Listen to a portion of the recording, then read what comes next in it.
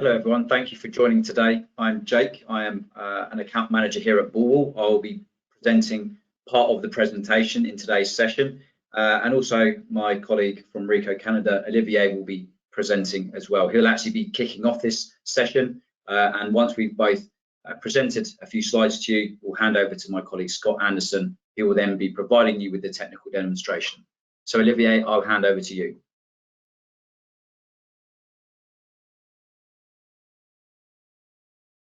We'll be talking to you today about this ransomware tool. So the agenda will be pretty straightforward.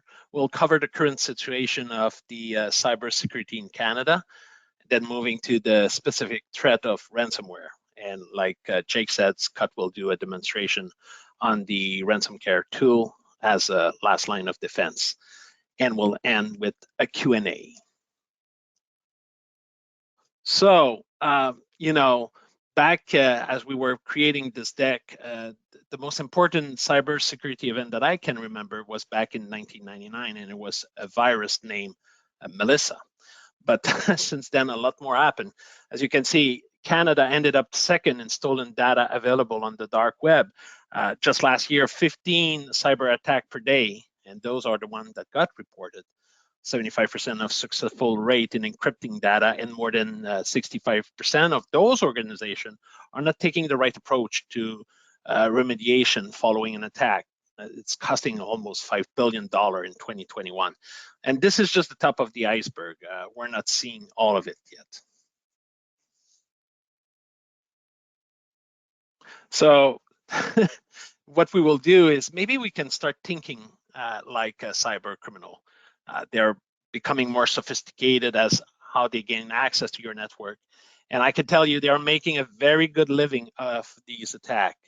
They know that certain organizations are likely to pay the ransom fee because they don't want their reputation to be damaged by making headline news. Public sector organization can share large network, giving multiple sites of entry, giving the criminal access to school and other government entity. The criminal know which organization rely on hourly billing revenue, like law firm. They believe that law firm are more likely to pay the ransom, so they can continue billing client and operate as normal. Some sector have employees that not have sufficient cyber awareness, making them easy target for the criminal to exploit, and potentially via a phishing attack, for example. I'm not going to touch on all the examples that you see here, but it's clear that the criminal know why it's very, very profitable to make those attacks. So long as the cyber criminal continue to reap the rewards, well, these attacks will continue to rise in 2022. And as you saw, we have potential attack that disrupted US and Canadian last two elections. Canada decided that it's time to take action and invest in protecting ourselves against threat that could come from anywhere, from an unorganized troll in his mother basement to large underground corporation, and even to rogue foreign government.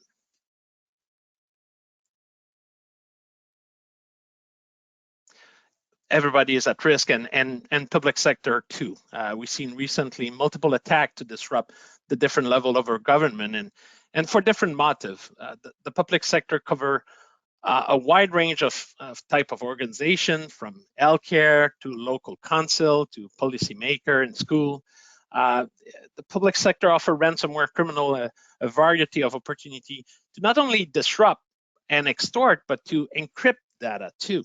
The pandemic of COVID-19 increased by 5 the risk of an attack, since everybody is working from home, school students are at home too.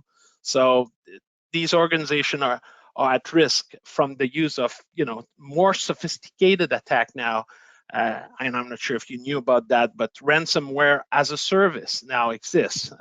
They are ransomware kits, make creating ransomware campaign much easier. Anyone who want to get into the ransomware hack can do it for a price of a monthly fee and get a cut out of the ransom. Now back to you, Scott. Olivier, thank you very much. So what you're seeing here are just some further examples of organizations that were the unfortunate victims of ransomware attack. Now, these organizations, as well as the ones that we saw on the previous slides, they have something in common, and that will be that they will spend some of their IT security budgets on some of the point security solutions that you can see in the bottom left-hand corner in what we call the preventative wall. So you'll have perimeter protection like firewalls, next generation AV for their endpoints, running penetration tests and training end users. All of that is put in place to prevent ransomware from gaining access to their networks. But even with all of these solutions in place, organizations of all sizes, regardless of the vertical in which they operate, are still being hit by ransomware, and they're having their critical data encrypted. Now, what if these organizations had a solution that could detect and stop that spread of encryption in a ransomware outbreak scenario? Now, what we call that is the sprinkler system. And what we have here is an office block. And how would you go about ensuring that employees working here are as safe and protected as possible in the event of a fire? Firstly, that building would have been constructed with fireproof materials, fire extinguishers would have been placed throughout the building, training would have been provided to employees, and smoke detectors installed for early warning. Lastly, and most importantly, an automatic sprinkler system would be installed to ensure that if a fire does break out, it remains contained, therefore ensuring the safety of employees and minimizing the damage to that building. A sprinkler system in a cybersecurity sense is a last line of defense that would have helped those organizations that were the victims of a ransomware attack. A solution that can detect and stop the spread of encryption once the existing preventive security solutions had been bypassed. Full RansomCare, also known as RC, is that sprinkler system. When all else has failed and ransomware manages to infiltrate an organization's network, RC is there to detect, prevent, and stop ransomware in its tracks, stopping the spread of encryption and ensuring business continuity. Full RC is a complementary solution to existing security posture. And that pie chart that you see shows the security solutions that all customers have invested in from a first line of defense.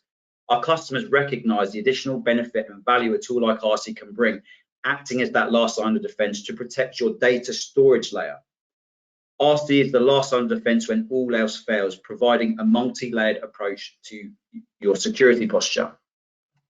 So now let's have a quick look at a simplified attack surface. Now, all organizations, regardless of their size, they face the same problem, and that will be external traffic coming onto the network and the judgment decisions that the preventative security tools they have in place have to make. In theory, that decision is easy. We want to let the good traffic in, but we will want to keep the bad traffic out. And those organizations will utilize some of the perimeter protections you can see on the slide.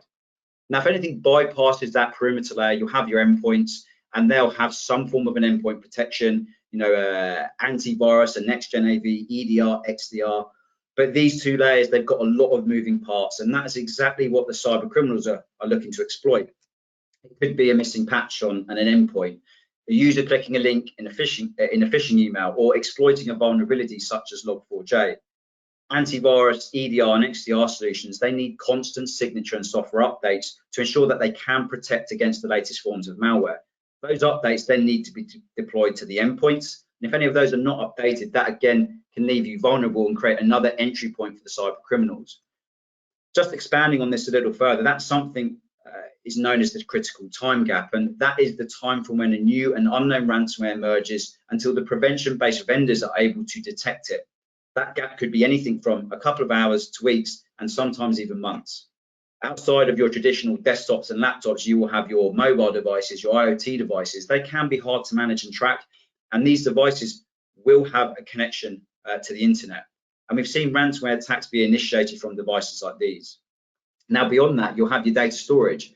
That could be on-premise or in the cloud, or maybe a hybrid approach. This is what the cyber criminals are looking to get access to so they can encrypt that critical data. What you're seeing in the bottom half of the slide here, this is just end users. They're requesting files from the file shares so they can do their day jobs. What I'm going to do is simulate a ransomware attack. In just a second, you'll see a little red bug coming from the top of the screen. The ransomware will look to bypass one of the perimeter protections. In this example, it's the firewall.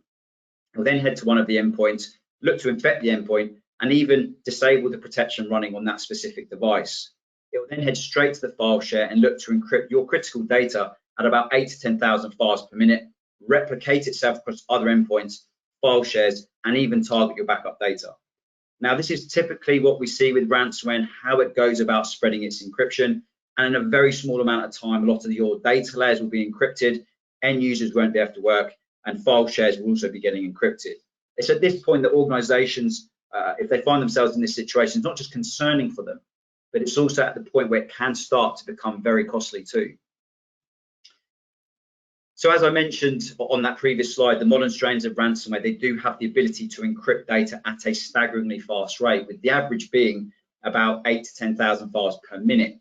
Now, once the encryption's begun, there's actually very little that your existing security solutions can do to stop that encryption from spreading.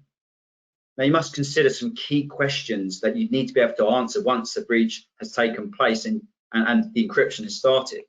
The first one is understanding which files have been encrypted and where they reside. Are they on premise? Are they in your own data center? You need to understand this because you need to know what is contained in that data.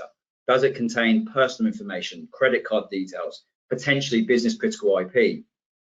You need to be able to understand and identify where the attack originated from, which device started that attack.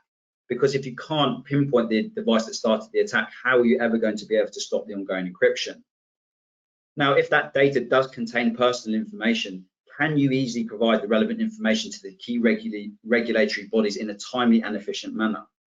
Now, these questions are usually very difficult for any organization to answer in a ransomware outbreak scenario, but Bulwell RC can provide the answers. So let's just revisit the slide we saw a few minutes ago. But one key difference here is that we have RC installed as the last line of defense, as you can see in orange. Now, RC is there as the last line of defense to protect your data storage layer. We're not looking at protecting the endpoints, the data that resides on those endpoints, because you've already got solutions that do that. Now, let's rerun that ransomware attack.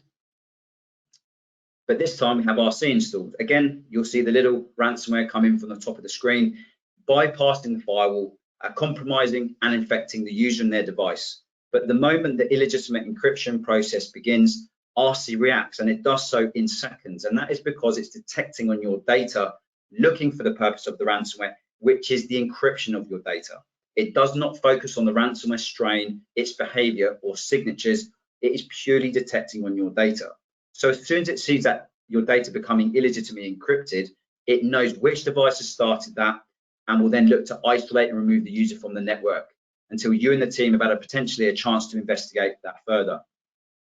So in this example, that one end user could potentially suffer some downtime. They could require a new laptop, but the most important thing here is the remainder of the environment is operational.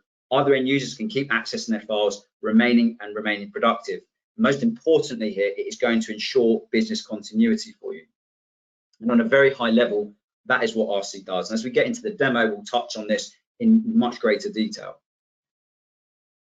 So some of the preventative security solutions we've touched on during the presentation so far, we categorize those as first line of defense solutions. Now, they all have one common goal, and that is to block threats from making their way onto your network. And they'll utilize all kinds of clever technologies, some of which we've listed down there in that black cloud. And they certainly have their place because they stop a large percentage of threats coming in.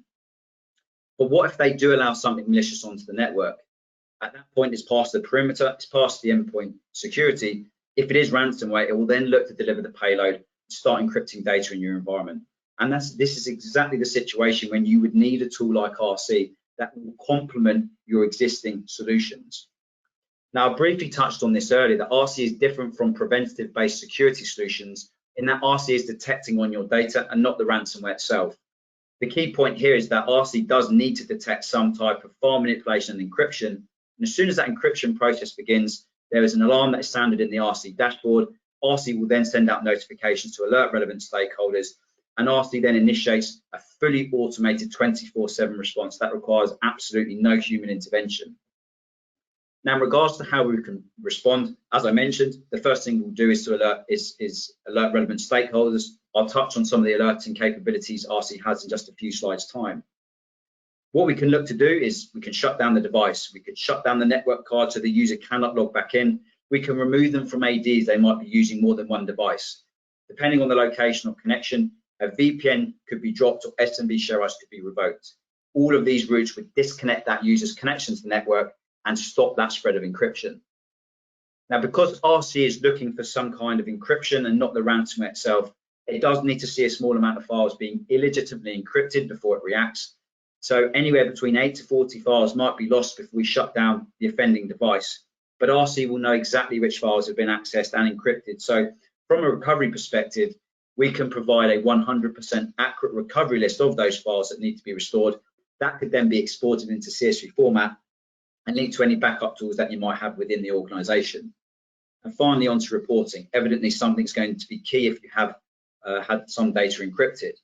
Now, once the incident has been mitigated by RC, RC will automatically generate reports for you. And the reports that RC creates will give you a full list of all the files that have been affected, the owner and location of those files, as well as timestamps on when the attack started and when RC stopped it. That could then be provided to regulatory bodies if it contains personal information, or to any board members or other relevant stakeholders if they came knocking on your door. So that would make your job of locating and restoring any lost data extremely simple and very efficient. And we will show you an example of this report during the demonstration. Before I move on to the next slide, I'd just like to reiterate that RC is detecting on your data, looking for the purpose of the ransomware, which is the encryption of your data. And it is completely complementary to your existing security solutions. So as I mentioned, we're going to have a very high level overview of the architecture of RC and how it works. It's agentless, so there's nothing to install on your endpoints. There's nothing to install on your current file share infrastructure or on your storage platforms. It doesn't need write access to anything in the environment, so you can see it's going to be very quick to stand up and non-intrusive. All that is needed is a lightweight virtual server. That can be VMware or Hyper-V that we install RC onto. And once that server has been configured, we then take it and point it to the file shares you'd like RC to monitor, but with read access only. And those file shares can be on-premise or in the cloud. So this means there's going to be no degradation in performance to the endpoints, the server, or the storage platform. And RC is unique in how it monitors your data. Doesn't recursively scan the environment. It simply monitors the existing traffic on your network already. RC then receives file event-based notifications utilizing either SMB or CIF protocols, which means there'll be absolutely no degradation to your network performance. Some of the attendees on the call, you may be utilizing cloud solutions, and whilst data in the cloud is safer, it doesn't make it exempt from that threat of ransomware. So it may be you have a user connected working from home on their private network, or maybe they're working on a public network in a coffee shop. They will still be accessing the company data. That could be via OneDrive, or Google Drive, or Office 365. RC has cloud connectors. That means we can intercept the traffic between the user and the cloud platform. So should an attack take place on a remote user, we can look to put in the relevant steps to isolate that user, whether that be disabling them from AD and Azure AD at the same time. We could revoke their token, or we could have their SMB share removed, meaning the user and their device are isolated. And it's exactly the same should a user be connected to the network via a VPN. That connection can be severed and the user will be disabled from AD. In this example, the user's device might continue to be encrypted and face on downtime, but most importantly, that encryption cannot spread any further throughout the environment, again, ensuring that business continuity. The criminals are not going after your endpoints, and I can't imagine you'd potentially pay a ransom fee for a single endpoint. What the cyber criminals are going after are your file shares and your business critical data. So this is just the final slide before we get into the technical demonstration, which I'm sure you're all itching to see. And it's showing RC's alerting and integration capabilities. We have the options to notify you alert you via email, WhatsApp, SMS. We also have the mobile applications you can see from the animation. So it doesn't matter where you are, you'll know what's going on and you will be alerted if there's any kind of malicious activity taking place.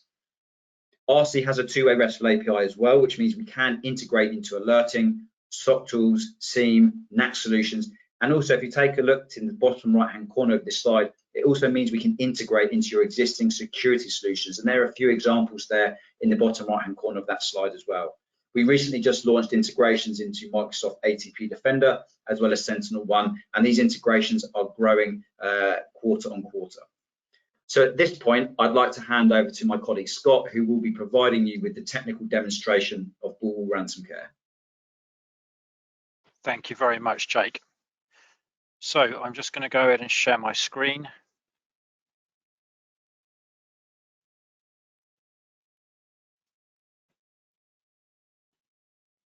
Okay, hopefully you can all see that okay. So firstly, I'm going to take you through a high-level overview of the RC console itself. I'm then going to take you in and we're going to go through a couple of different demo scenarios. So there's two ways I'm going to be doing this. Firstly, I have a laptop which I'm connected to via a network cable. It's sat physically on my desk and we've got a generic user logged into here. So I'll come back to that very shortly. Next, I'm going to take you over to this other demo setup. We're going to run through and show you how we protect your data in the cloud. I'm also going to demonstrate what we call the evil USB cable. So it's essentially an iPhone charging cable that's been preloaded with ransomware. So just to set the scene for you very quickly here and before we move on, I've got RC running just on a single Hyper-V image. So it's a very lightweight Windows virtual server. It just sits somewhere within your data center. It can be on premise, it can be in the cloud. It's very quick and easy to spin up. RC itself is very quick and easy to install and configure as well. And with that said, I just want to take you through 3 very quick pages of configuration just to give you a better understanding of how RC does what it does. This page we've come to first here is our monitoring zone page. This is where we add the shares and the sites that we want to monitor from within RC, whether they're your on-premise file shares, and this includes any DFS namespaces, and also any cloud-based solutions that you might be using either now or in the future. So Office 365, SharePoint, OneDrive, Google Drive, and we also support Teams sites as well. We're just going to focus on the on-premise file shares just for a moment, just so I can talk about how we add the shares. So I've got 2 choices here. I can either add my shares individually or I can import them a bunch at a time from a CSV list. But once I've added my shares, they appear in this window below. So there's 3 key points here. Firstly, I only need to add the top level share. RC will automatically monitor all of the folders underneath that top level.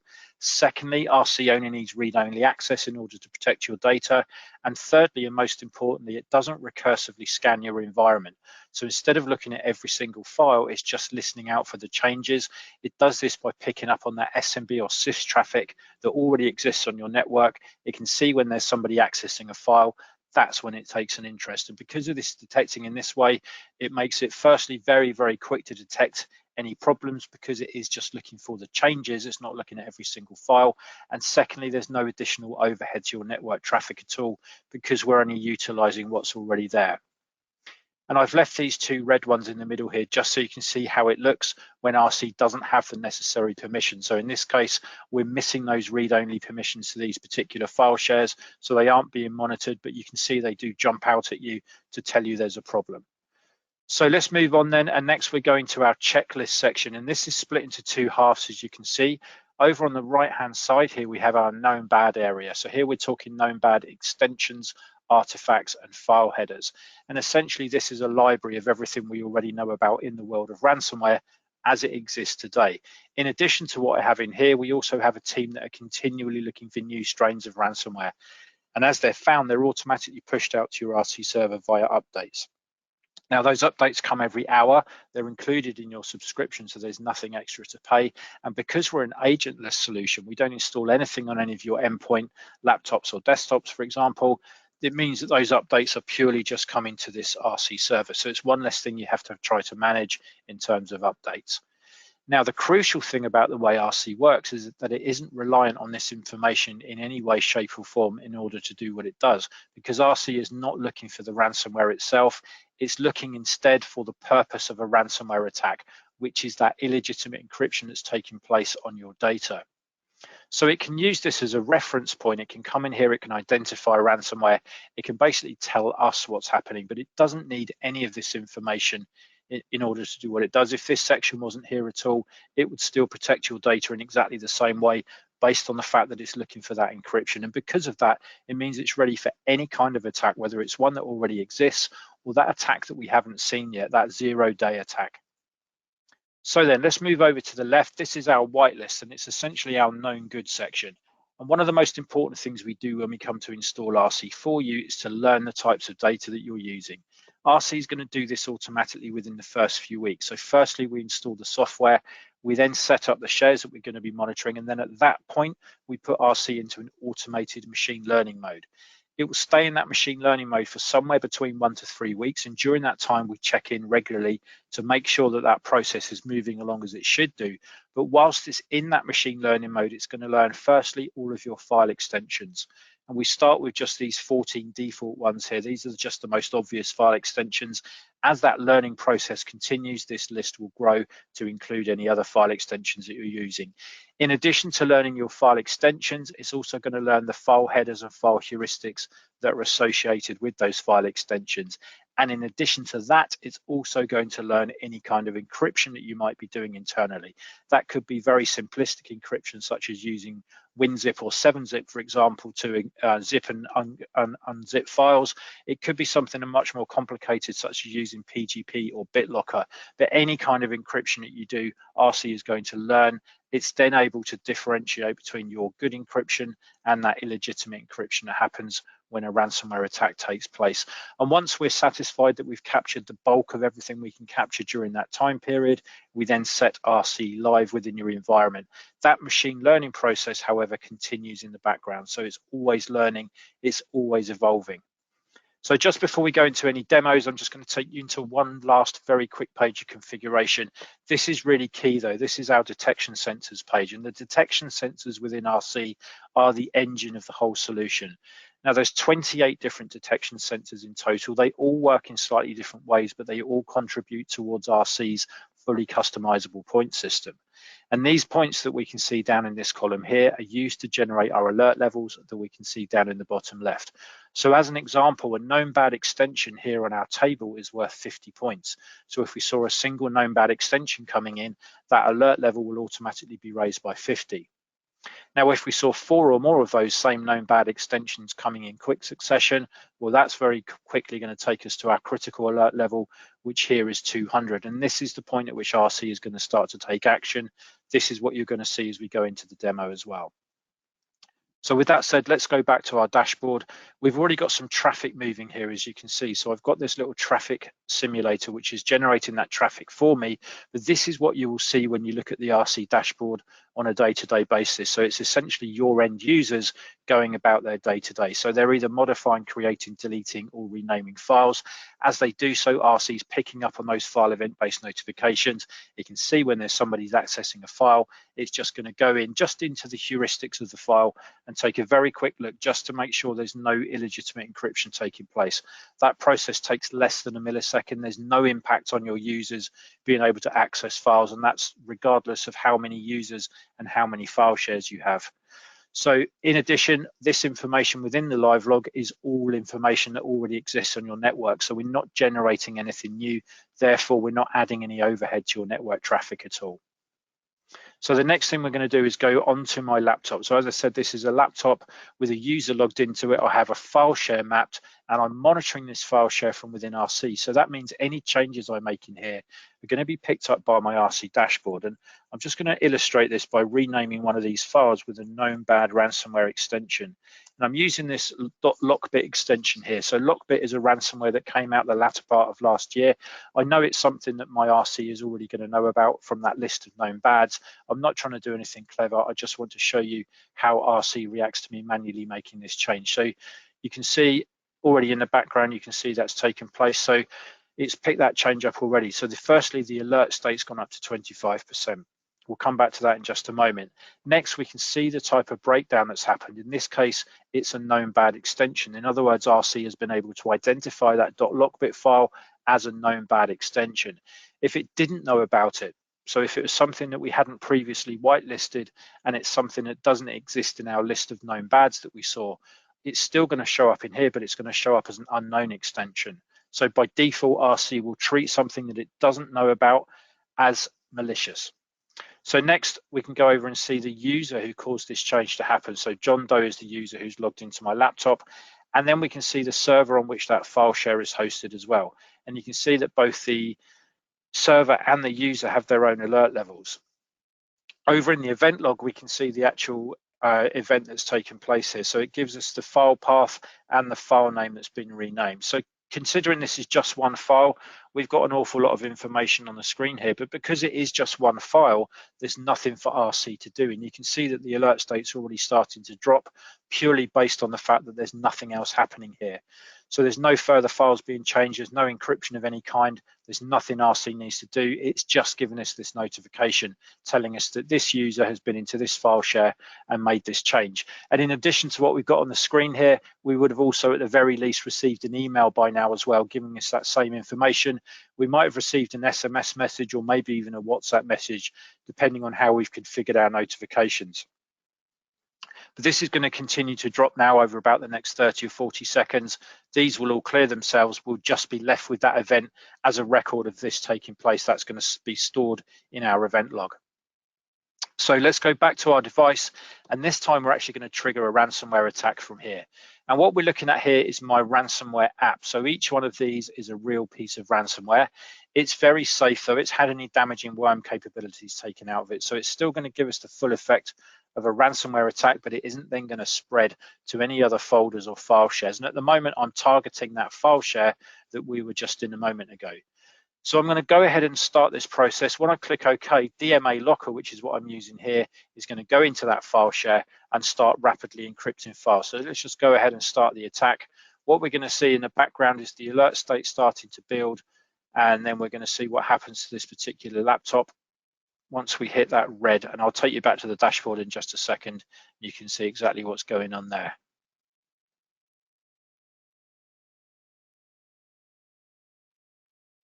So there we go, and there's the device being shut down. And in addition to that device being shut down, if I go into Active Directory, and let me just refresh in here very quickly, we'll be able to see my user, John Doe, has had his account disabled. So basically that's two of the many isolation steps we can carry out in response to an alert taking place. We've shut the device down.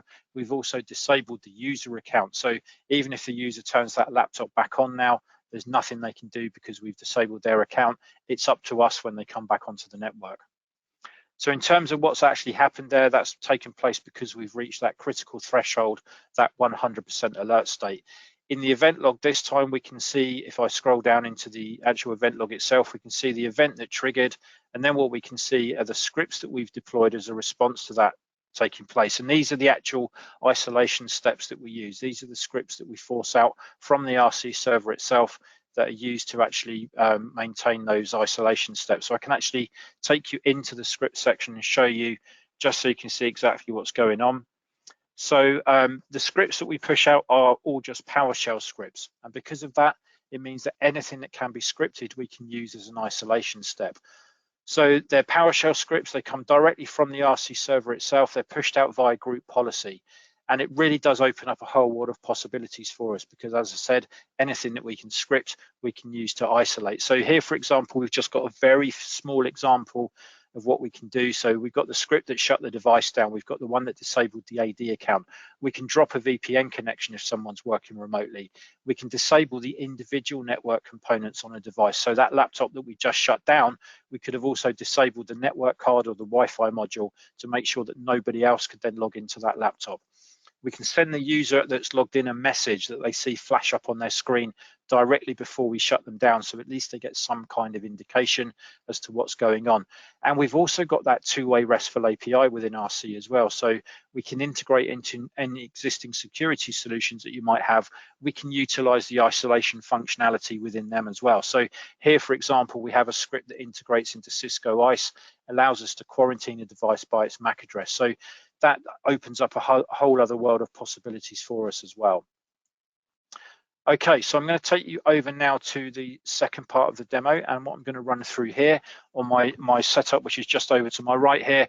I've got the big screen at the back, and then I've got these two devices in front. So in this case, RC is looking after this device and its file shares. It's looking after this device and its Office 365 and OneDrive. So I can actually take you in to these devices in turn, and I can actually show you exactly what's going on. So we're going to start with this device over here, which is our Office 365 and SharePoint demo. So firstly, you can see we're running Microsoft Defender on here, and Microsoft Defender is all installed and up to date. There's nothing I need to do there. Next, I can take you into my OneDrive locally. So let's just go down into my OneDrive folder, and I should already have a bunch of good files already existing. And then we've got my ransomware app again. So just as we saw in the previous demo, except this time I'm going to run this ransomware called Babook Locker. This came out last year, so at this point it's a few months old. So What we're using this for now is to see if firstly my Microsoft Defender is going to allow these files to be encrypted, and then Microsoft itself, will it allow these encrypted files to be uploaded into my SharePoint repository. So let me just show you exactly what happens. I'm going to start the attack.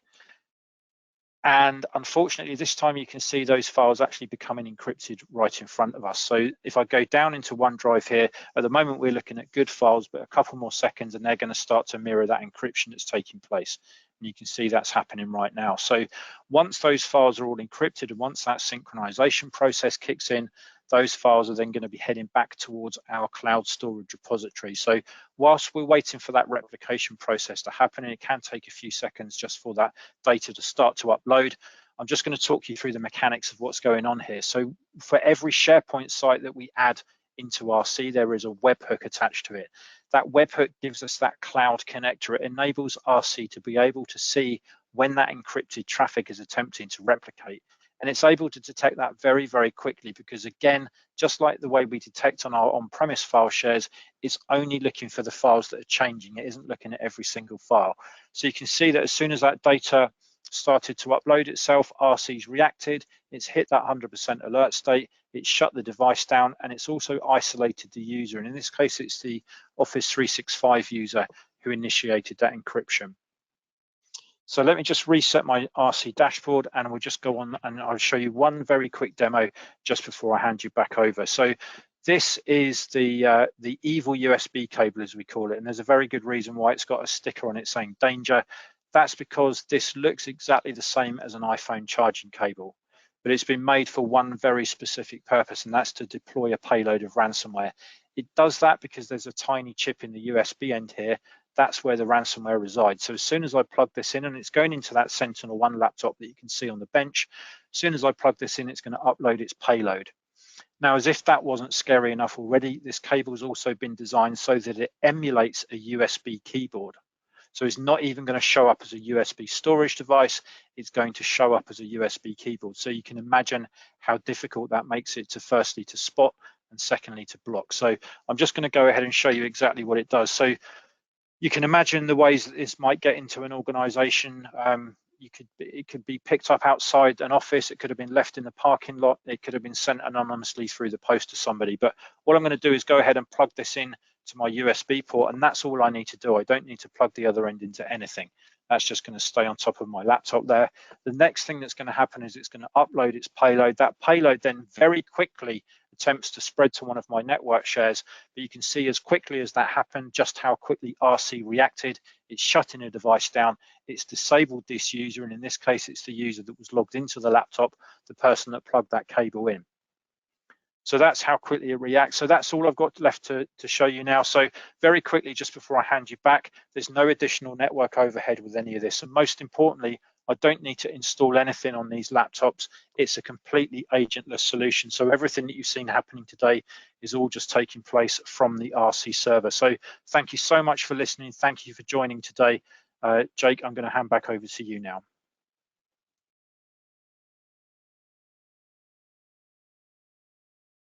Thank you, Scott. I'm just going to share my screen. Scott, if you wouldn't mind just confirming when you can see it.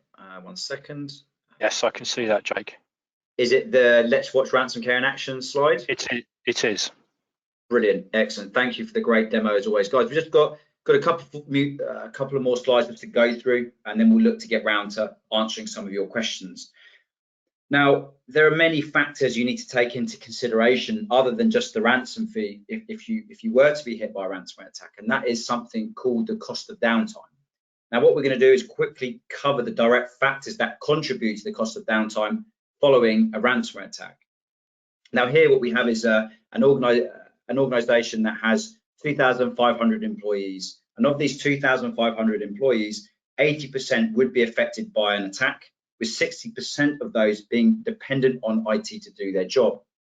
Now we need to look at the average cost to pay your employees, because considering their wages, their pension, and indirect costs such as office rental, you'll still need to pay them even if they're unable to work. And in this example, we have used a cost of $50 per hour. Lastly, what we need to do is consider the average days of downtime associated to a ransomware attack, which according to a Codeware report, currently stands at 23 days. So if you take all of these factors into account, the total cost for loss of productivity stands at a staggering $12.6 million. So that example just goes to show that the major cost implication to an organization is not just the ransom fee. You'll have to pay, as I mentioned, you have to pay the employees their salary despite their potential inability to work. There'll be direct fees potentially to be paid to external specialists to help you with recovery. There are also other associated costs such as revenue loss, reputational damage, and potential legal fees. Now, following the session, if you'd like to know more about the RansomCare solution, we do have some options for you. If you'd like to attend a more intimate demo session with your wider team, we'd be more than happy to set that up. We can also provide you with a cost analysis, a business case, if you will, and that will help you understand how much it could cost your organization if you were to be hit by a ransomware outbreak, taking into account the cost of downtime factors I just presented a few slides earlier. And lastly, we can offer you a completely free of charge ransomware assessment test, which is what I'm going to touch on now. So we do recommend as a next step is our free ransomware assessment test. We can prove the concept of our solution in just a 2-hour session. There would be about 30 minutes of pre-assessment work, that would need to be carried out by yourselves to spin up a lightweight virtual machine. And from here, we run 4 simulated ransomware attacks within your environment using our ransomware application, exactly like you've seen in the demo today. But be rest assured, it's done in a safe and controlled manner using a test share and a test client. And we have done hundreds of these assessments. Now, the first 4 simulations will be with RansomCare in just monitoring mode. And what we're simulating here is the worst case scenario, as if your existing defenses, that they've been penetrated and ransomware is encrypting data within your environment. These first 4 simulations will show whether your existing security solutions would be able to detect and prevent those attacks. Now, once we've completed the first 4 attacks, we then initiate RC with the isolation steps now enabled, exactly how Scott showed you in that demo, and we rerun the attacks. From here, you'll see how quickly RC responds to that encryption beginning, stopping the encryption, isolating and locating the offending device, as well as providing you with a report of the files that were affected during those attacks. All that's needed is a total investment of about 2.5 hours of your time to take part in the assessment. If you would like to participate, please feel free to reach out to your RECO representative. So I can see that we've got a few questions to be answered, and there's 2 that I've got assigned to myself. I think you've got some assigned to yourself, Scott. I'll do my very best to answer the questions that have been assigned to me here. So we have a question that says, what if a 0-day ransomware that is not on the checklist? How will RC act on that? Well, RC is not focusing on the ransomware or its signature, its behaviors. RC is focusing on the purpose of the ransomware, which is the encryption of your data. So as soon as it starts to see your data become illegitimately encrypted, it will react. So it doesn't matter if it's a 0-day threat. RansomCare is ready for that 0-day threat. Hopefully that has answered the question for you. And another question I had was, does RC conflict with Microsoft Defender? No, it doesn't. It can complement Microsoft Defender. We recently launched an integration so the 2 can work hand in hand with RC integrated with the Defender solution and utilizing that quarantine capability within the solution. Scott, I'm going to see if there's any other questions that you might be able to answer from the questions that were assigned to you. Sure, I have one here that's asking, how accurate are the alerts from RC? Any false positive notice so far? So in terms of accuracy, RC is reporting based on events that are actually taking place on your file share. So the alerts are as accurate as they can possibly be.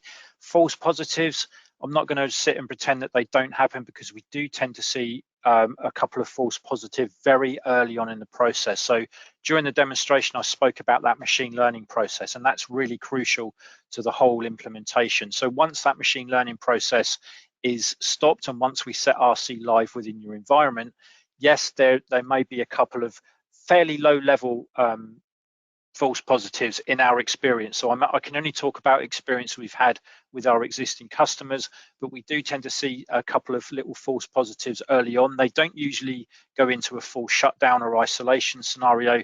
They normally are very low level, and they can also tend to occur later on. You might be pulling a load of data out of archive that you've had zipped away for years, maybe on a hard drive or something that wasn't seen during that machine learning process. That can events like that can trigger false positives as well. But on the whole, they're very low level and they're easily managed.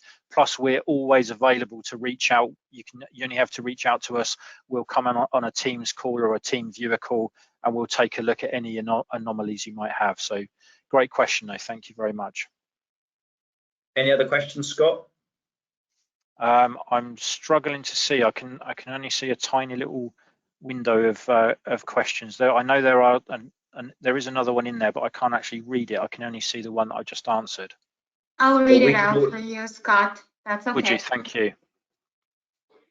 So we have 2 more questions from Sean Southern. He's asking if using SMB encryption or any other network encryption, how does RC see what's happening? With SMB encryption, so that I'm not 100% sure of. We'd need to take that one offline and come back to you with an answer, Sean, but we can do that immediately after this webinar finishes. Yeah, there's another question. Yeah, sorry, go ahead, Jake. No, I was just going to say, Carol, if you're able to send us the questions that maybe if we can't answer following the session, that would be brilliant, and we'll get back to them. Yeah, for sure. There's another question from Sean. He's saying, does RC detect encryption processes running locally? For example, if a malicious actor uses a tool like PowerShell and Pyre to initiate encryption of a file server locally on the file server, generating no network traffic. I believe it will, yeah, but again, that's another one we can take offline, and just to get you a more definitive answer, because I don't want to have to try and guess and say something that isn't strictly true. We'd rather get you 100% accurate answer to that question. But yeah, both excellent questions. Thank you.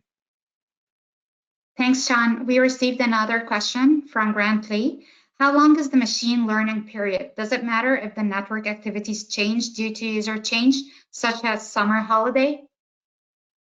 I can take that one, and Scott. Oh, go on, sorry, you carry on then, Scott. Apologies. Yeah, okay. So the machine learning process varies depending on the size of the organization. So the least amount of time it could be is a week. We've seen it take up to as much as 4 weeks, but that's with a really, really big organization.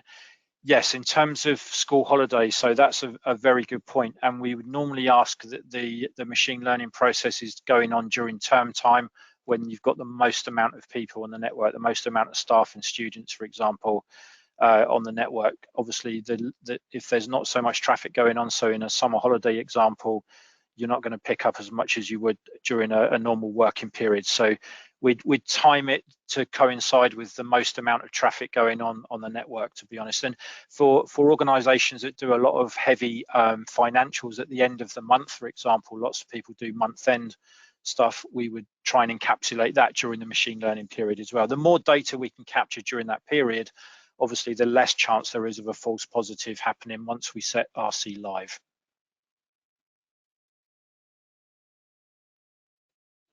Thanks, Scott. There are no many questions. Yeah, go ahead, Jake. No, Carol, I was just going to thank everyone for their time and for attending the session. I hope you found it useful, what you've seen today. If you want to learn more, then reach out to your RICO representative, and we'll be happy to schedule another demo or potentially a ransomware assessment test with you. I'll hand back to you now, Carol. Thank you, Jake, and thanks, Scott and Olivier, for today's presentation.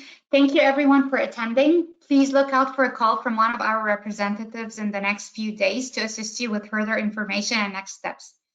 Have a great day. Thanks, everyone. Take care.